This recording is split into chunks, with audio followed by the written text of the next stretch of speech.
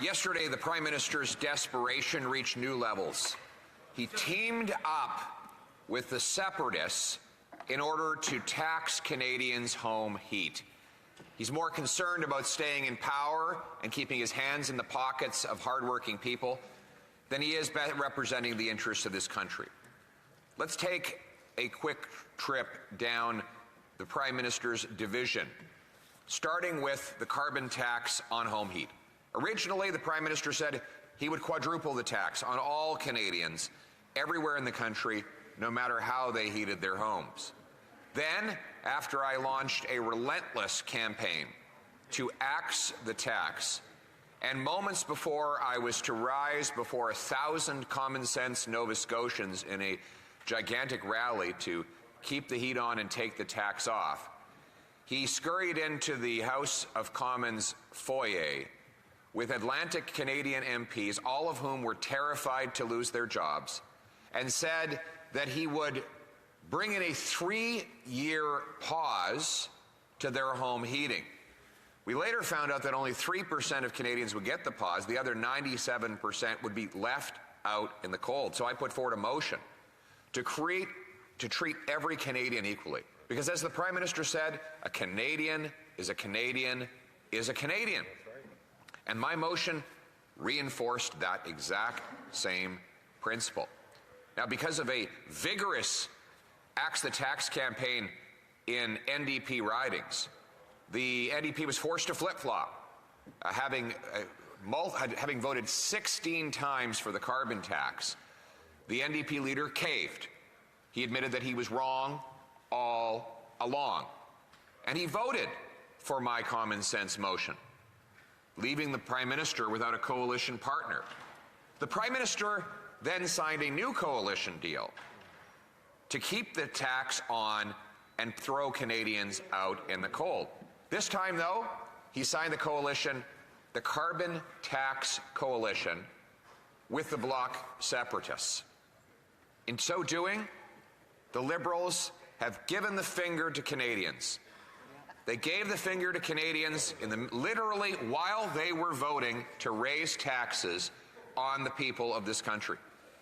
They gave the finger to the elderly woman who can't keep her heating bill paid. Point of order, the Honourable Parliamentary Secretary, the Government House Leader. Madam Speaker, I don't believe anyone standing up and suggesting that any member of the House is giving the finger to Canadians as appropriate, Madam Speaker.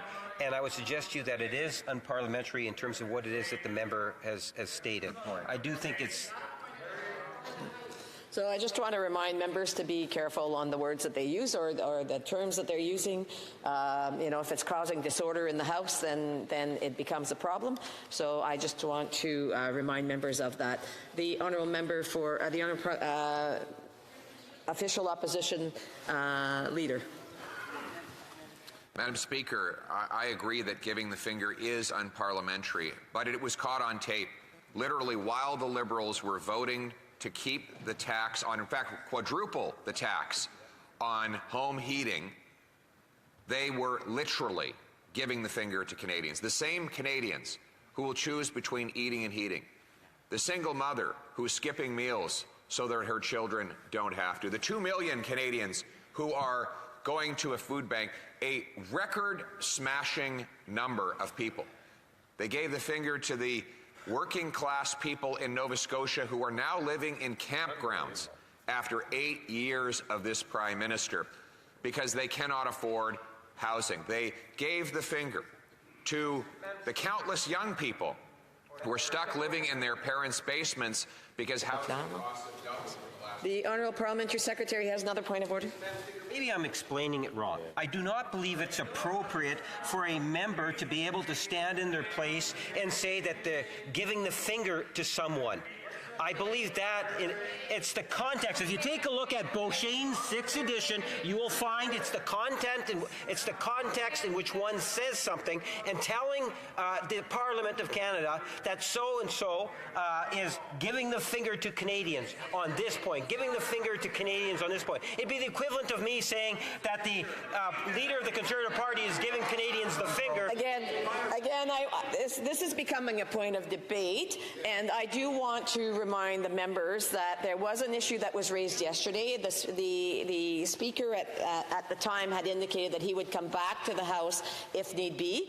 I would just ask the Honourable Leader of the Official Opposition to please continue with his speech. And again, as he's seen that there is some disorder that is happening in the House, and I would just ask him to please be careful on how he is wording his speech. Another point of order, the Honourable Parliamentary Secretary. Seeking clarification on this because I will be addressing this particular legislation or this opposition motion. Please, I am listening and I am hearing some of these comments that are not very respectful. I have the floor right now, and when I give the floor to somebody else, it is their responsibility to speak without being disrupted, and that is very disrespectful. And I will tell someone when their time is up. The Honourable Parliamentary Secretary. Madam Speaker, and it's just purely for clarification purposes. And that is, if I'm speaking inside the chamber and I say that so-and-so across the way is giving the finger towards Canadians on the environment, would that be parliamentary for me to be able to say that? And I just want to remind the Honourable Parliamentary Secretary that this is an issue, and the Honourable Member of the Official Leader of the Official Opposition, this is an issue that was raised yesterday. There wasn't a determination as to whether that was substantiated, and therefore I would just ask members, and as I've indicated, the Speaker did indicate that he would come back to the House if need be. I know that I'm not sure where that work is at this point, but I would just ask everyone to please be respectful in the House. The Honourable Leader of the Official Opposition. Thank you, Mr. Speaker. We agree that it is absolutely unparliamentary for someone to give the finger on the floor of the House of Commons, and that is why we are called on the Liberal caucus, the entire Liberal caucus, to apologize for the conduct of one of its MPs. And by the way, the Speaker did not say we were not allowed to address the incident. He did say he would come back, but we are free to speak, and we will not be censured. Madam Speaker, we know that the Prime Minister now has a carbon tax coalition with the separatist Bloc Québécois. And we know that he did this because he could not maintain his existing coalition. The pressure that Conservatives mounted on the NDP forced them to collapse and admit that they have been wrong all along. But I remind the House that there has only been one party that has been consistent throughout and will be consistent forever. We are the only common sense party that will axe the tax for everything, for everybody, for everywhere, forever.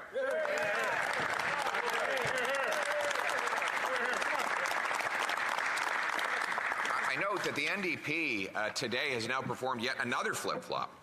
Originally they wanted to quadruple the tax. Yesterday they said they wanted to pause the tax. And today they won't take a position because they have omitted mention of the Prime Minister's quadrupling of the tax into the motion. They don't want to stick by their position. They think that they will quietly sneak back into the carbon tax coalition and have nobody notice. Well, their constituents are noticing. And that's why working class people across the country are abandoning the NDP in droves.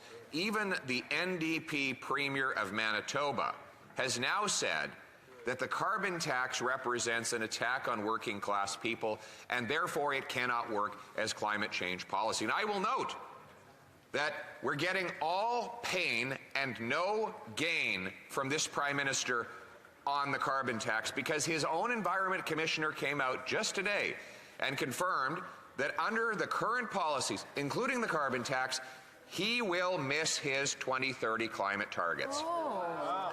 He has missed his Paris Accord climate targets again and again. Emissions continue to rise under his leadership, which proves that the carbon tax was never an environmental policy. It was a tax policy designed to pick the pockets of people and put more money in the hands of politicians to spend. This is political and governmental greed at its worst, and no wonder Canadians have never been worse off than they are after 8 years of this Prime Minister. Mais ce que je trouve intéressant. What I find interesting, though, is that the Bloc announced a coalition, a costly coalition with the Prime Minister, and that was confirmed in La Presse, where Liberal ministers said they had a deal with the Bloc to keep this Prime Minister in power for another 2 years. Yesterday, the Bloc leader saved the Prime Minister. There was a motion to reduce the cost of home heating for everyone, but the Bloc blocked that motion and voted against people in the working class who want to heat their homes, against seniors, against other people who can't afford their heating bills, and to keep the Prime Minister in power. So the Bloc is going against the position of Quebec. The government of Quebec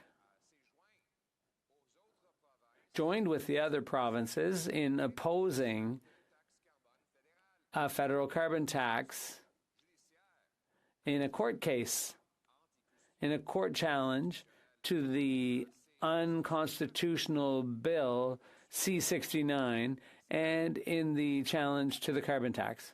So the government of Quebec wanted to prevent federal taxation powers from being used, but the Bloc is on the side of the feds. Once again, the Bloc, every time the federal government wants to tax Quebecers, we can expect to see the Bloc saying yes, yes to bigger government in Ottawa and no to Quebecers. That is the true record of the Bloc Québécois, because the Bloc leader is afraid of another election. He wants to keep his spot as leader so that he can go on big trips to Europe and burning oil on planes to get there. But he goes over there on these junkets to talk about sovereignty with other groups overseas who are far from the concerns of Quebecers. I am sure that people in Chambly who are having a hard time paying their bills, I'm pretty sure they're not interested in the Bloc leader's separatist cause being promoted in Europe. The Bloc makes no sense. They're not working hard for Quebecers. It's the Conservative Party alone that has the common sense to scrap the second hike to the carbon tax. Quebecers don't want to be paying the carbon tax on food and gas. Quebecers want lower taxes so that work pays once again, so that work is worth doing, so that the paychecks are adequate. And they want to see more affordable housing built in Quebec. Only the Conservative Party is capable of delivering the goods. So that's the choice Quebecers have before them in the next election. Either they vote for a costly coalition between Liberals and the Bloc, which will increase taxes, which will take more money out of Quebecers' pockets, with free criminals and double the cost of housing, or they can choose the Conservative Party, the common sense party. We will reduce taxes, offer bigger paychecks so that people can buy food, gas, and affordable housing. A costly coalition that takes your money, taxes your food, doubles your housing costs, punishes your work, and frees criminals into the street, or common sense Conservatives that free you to bring home powerful paychecks that buy affordable food, gas, and groceries in affordable communities. Madam Speaker, that's why I move the motion to the following amendment to the motion, which reads, that we will add a section D, and it shall read, that extend the temporary 3-year pause to the federal carbon tax on home heating oil to all forms of home heating. Thank you very much.